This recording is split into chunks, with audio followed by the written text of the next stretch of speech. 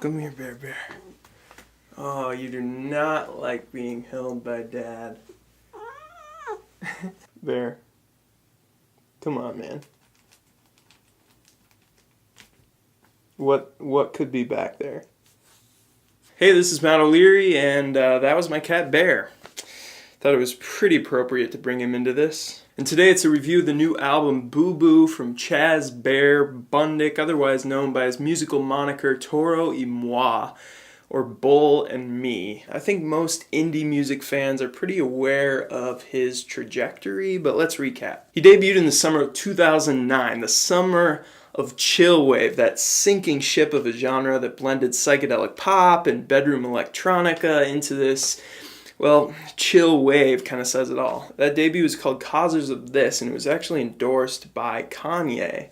And it was perfectly pleasant, really not that memorable to me, but it definitely conveyed a certain mood and a certain attitude better than most albums do. The crash landing of that arbitrary descriptor, chill wave, actually turned out to be a pretty good thing because it separated the real artists from the posers, or those who were just jumping on the trend for a moment of fame. And we're still reaping the benefits of some of those artists who are still putting out some pretty creative stuff, like Ariel Pink, like Panda Bear, like Neon Indian, like Tycho, like Chaz. The second album, Underneath the Pine, my second favorite Toro y Moi album overall, emphasized synth funk a little more with some exciting bass lines like on the songs Got Blinded or Still Sound. I also love the keyboard-led ballads on that album like Good Hold or Divina. In my opinion, the album Anything in Return really marked a low point in Chaz's career. The focus on that much poppier house and Balearic-infused dance music really conveyed the same message again as the summer of 2009. It was just that chill wave sound. And that message was just sit back, just relax, just chill, don't engage, don't dissect.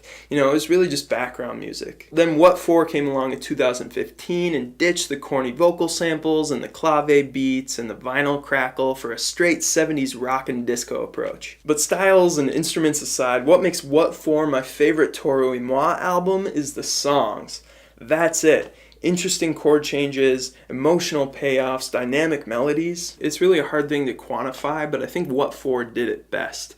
The only downfall of that album is I think it was completely lacking any R&B, any synth-driven stuff. So I was hoping for kind of a mix of Causers of This and What For this new album. And Boo Boo starts off promising with the song Mirage, a progression so irresistible that even Chaz's languid vocals couldn't screw it up. He mentioned that one of his goals with this record was to revel in his reignited love affair with space. Not outer space, but personal space, stepping out of the limelight, away from the hustle, and insulating himself and finding joy in simple and serene solitude. Mirage demonstrates this theme through minimalism, through, just breathing space in the music. It's not cluttered at all, and he really does a good job of opening things up in the way that like a Daft Punk or a Frank Ocean would. Chaz explores his disillusionment with fame and the identity crisis that's arisen from it on tracks like Inside My Head. He says he feels alone in the crowd and unable to see a clear path of exit. I can just imagine that, being surrounded by voices and faces and chaos and not being able to see above everyone to see where you need to go. It's a great analogy because, the only coping mechanism that would work at that point would just be shutting down and crawling back inside your head. The song No Show is another really personal lyric where Chaz confronts the sad reality of not being there for his loved ones because of his touring lifestyle. Wasn't even thinking we were going worldwide, figured it was better than the southern life. Oh, Chaz. Oh, Chaz.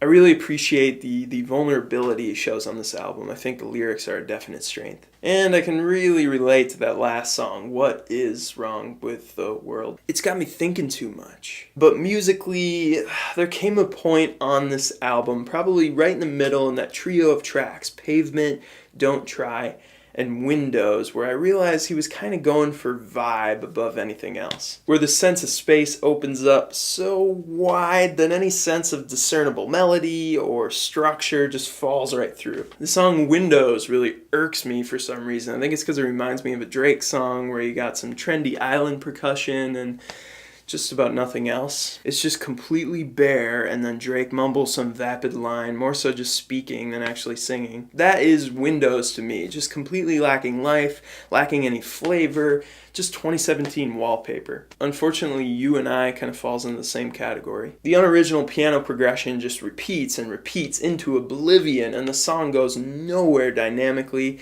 It's just flat snooze town. On the song Labyrinth, he at least tries to take it somewhere and give it some dynamic or some ebb and flow with some added layers. I like the wailing synth line and lagging drum beat and echoing guitars on top of that very, very Twin Peaks-ish tremolo synth. But even this one just kind of runs out of steam about halfway through, and I think the common denominator here is Chaz's vocals. Most of the time he's adding very little personality or energy or melodic sensibility to these songs. I mean, there's not one single melody that gets stuck in my head on this album. Mona Lisa is probably the closest it gets. It doesn't just float away into ambience, but has something I can really grab onto. I still wish he could separate the sections of the songs a little more.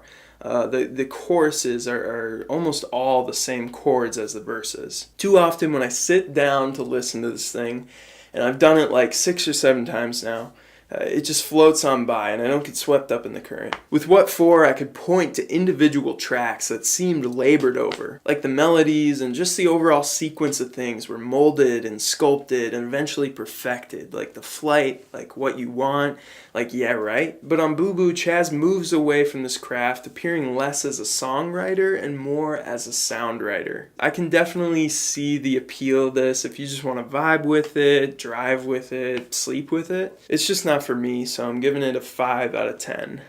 I can foresee this being a pretty unpopular video. I feel like a lot of people really love this guy and everything he does. So I'm definitely in for a few lashes, but I'm ready for it, so come at me. That's it for me, so lots of goodies down in the description box, and I hope you're enjoying this album more than I am. Thank you so much for watching.